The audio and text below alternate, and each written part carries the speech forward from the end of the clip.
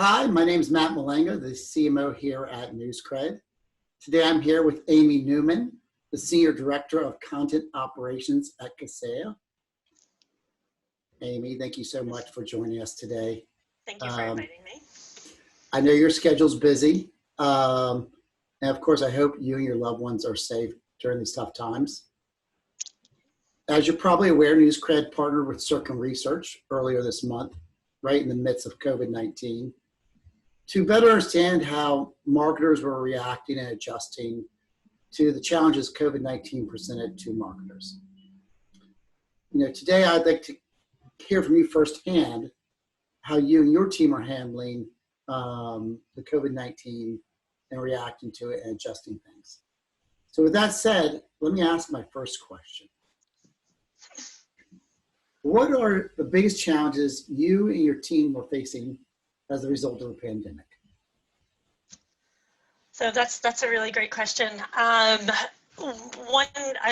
Reading through the survey responses, one thing that struck a chord was the fact that so many companies had to pivot to have remote workforces and getting their marketing teams working from home. We are a fairly geographically dispersed marketing org. I'm based in New York. My manager who oversees all of the demand gen org is based in Phoenix. We have our design team in Phoenix, Arizona. Our web dev team is in Phoenix. And we all have sub teams and employees in Bangalore. My entire team is based in Bangalore, and I have my video team is in Miami. We have marketing ops folks in Tampa. So we're all used to working different time zones. We have a marketing team in Europe. We have a marketing team in Australia. So we're all kind of used to shuffling, brainstorming, collaborating over digital communications. So moving teams to work from home was not, it was fairly smooth as far as that goes. What was a challenge was changing the messaging that we were working with. It's hard to get folks to pick up the phone when they're concerned about their health, their loved ones, the very survival of their business. Fortunately, Kaseya's line of products speak well to a remote workforce, and we realized that pretty much right away, and we were able to get a campaign out the door that kind of said, hey, how are you making the transition to working remotely?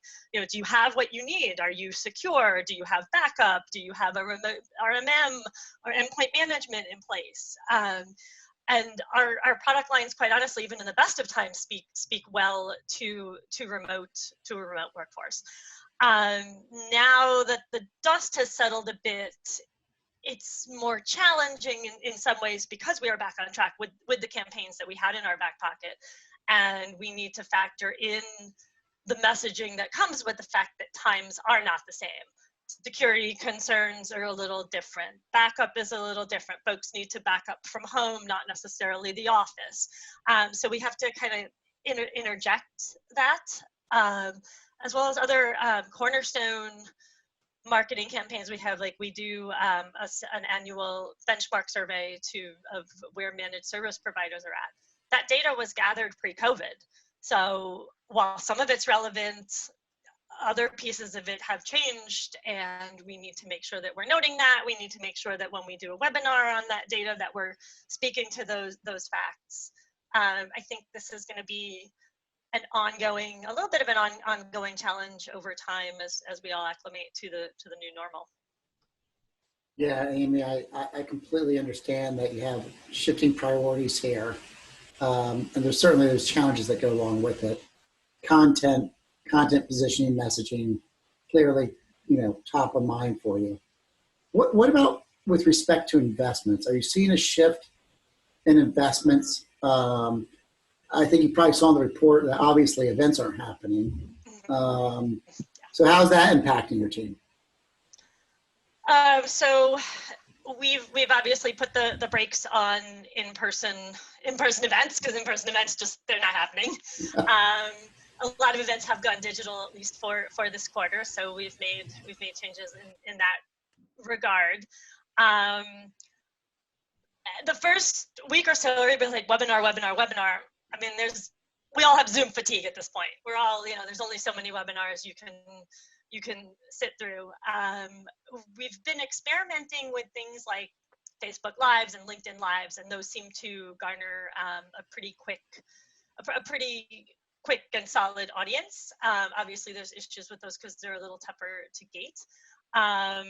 We've been working on some training videos. It's a little bit of a longer curve on building them out than on building a webinar, but the idea is that folks are home, folks have more time, they're spending more time in front of their computers. It gives them a shorter snapshot of a shorter piece of content than a full-on webinar. They can digest it in 5 to 7 minutes.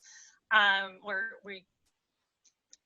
looking down that path, and more interactive tools. We've been experimenting with that a little bit.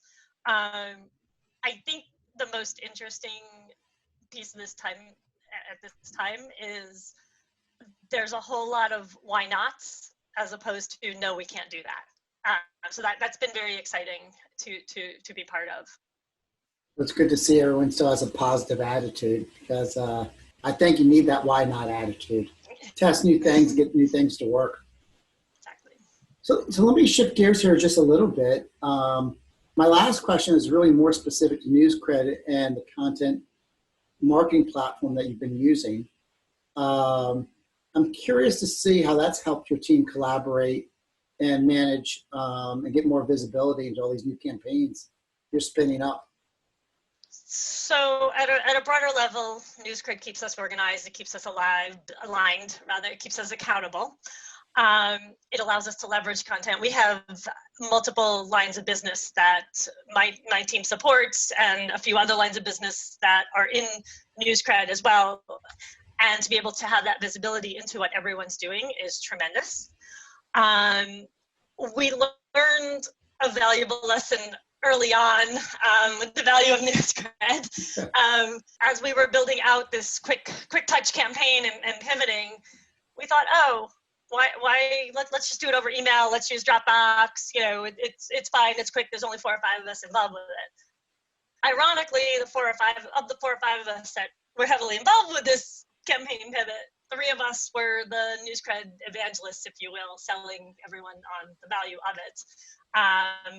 And we were no strangers to CMPs either, because we had a CMP prior to NewsCred, and we know we live or die by what's in the what's in the management platform.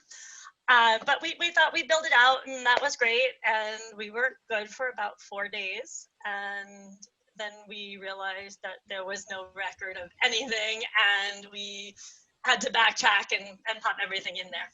So lesson learned. It definitely is a valuable tool, and we need to follow our own advice.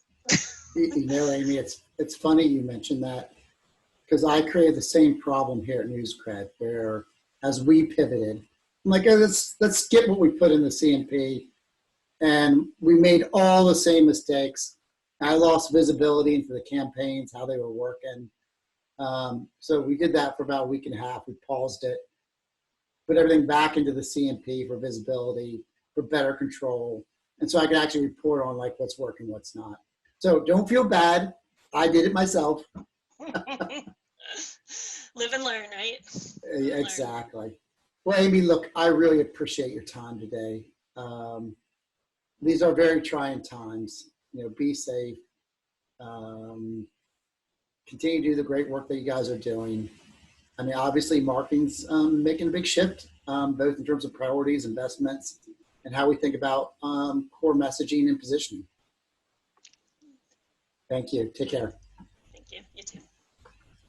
Visit newscred.com to request a more personalized demo and learn why the world's most modern marketing organizations run on NewsCred.